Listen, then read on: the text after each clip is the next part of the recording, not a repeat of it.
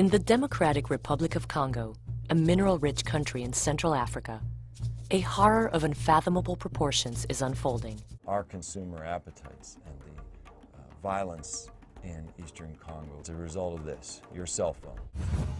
If asked, most of us would say that name-brand laptops, cell phones, and other electronics come from places like Best Buy or Amazon.com, that they were made in China. But that's just part of the story. Follow your favorite gadget back to where it came from before it was an iPod or a BlackBerry, and you'd likely end up in the Democratic Republic of the Congo.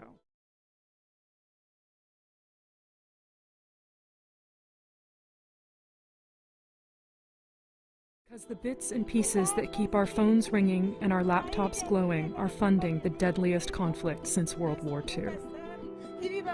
Electronics wouldn't function without certain minerals: tin, tantalum, and tungsten, which we call the 3 T's, and gold.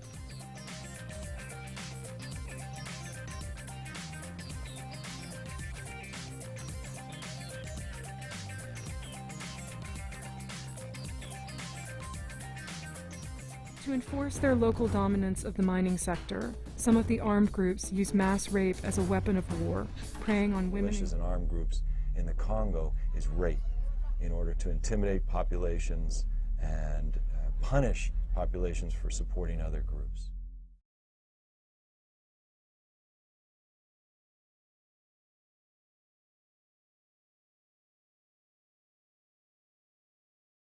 They head to Asia, to smelting companies in Thailand, Malaysia, China, and India to be refined.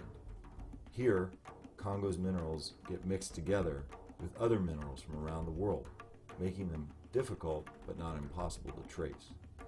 Finally, the 3 T's in gold are processed into components, and they end up all over the world in the products we know and love: cell phones, Blackberries, laptops, iPods, video game systems, and digital cameras.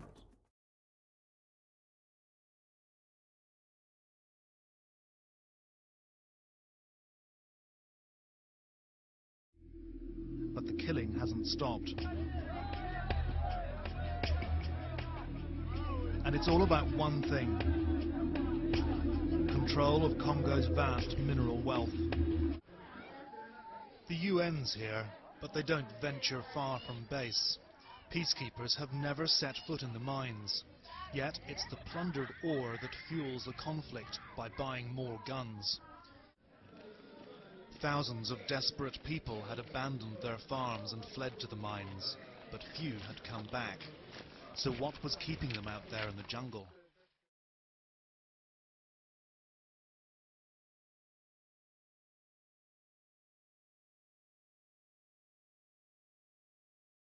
"4,000 porters ply this route, carrying sacks of rock heavier than they are. Each of their 50-kilogram packs of cassiterite is worth $400 on the world market. Government soldiers often force porters at gunpoint to carry the rocks free of charge. If they're lucky, though, they can make up to $5 a day." I'm exhausted. I am carrying 50 kilos. I have a wife and 2 children. But we don't earn much and we endure many hardships. Sometimes you end up with no pay at all. You could die along the way too. When you reach BCA, you will see the graves of porters like me. Other porters are eager to share their tales of hell. Hundreds, they told me, had been killed in the last bout of fighting at BCA between crazed militias I'd not even heard of. Not one of them knew their cassiterite was destined for the electronics industry in the rich world.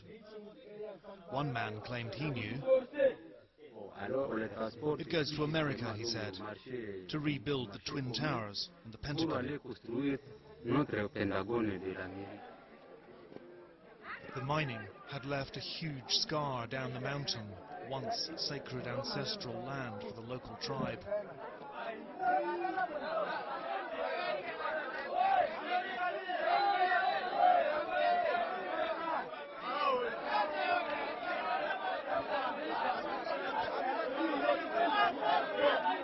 Most of the work goes on deep underground. By chance, we meet a tribal chief from BCA and his administrator.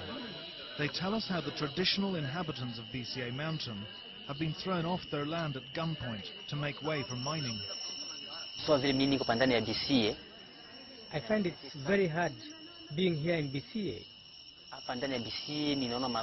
The militia set fire to the town and all houses were destroyed. Well, this is it, cassiterite. It's tin oxide. It looks like a rock, but it's much heavier. It feels like a chunk of metal.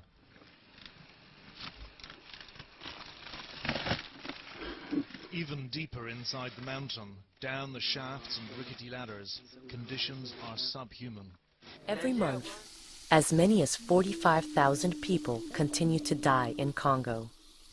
Experts say that the bloodshed won't end just because the minerals problem is addressed.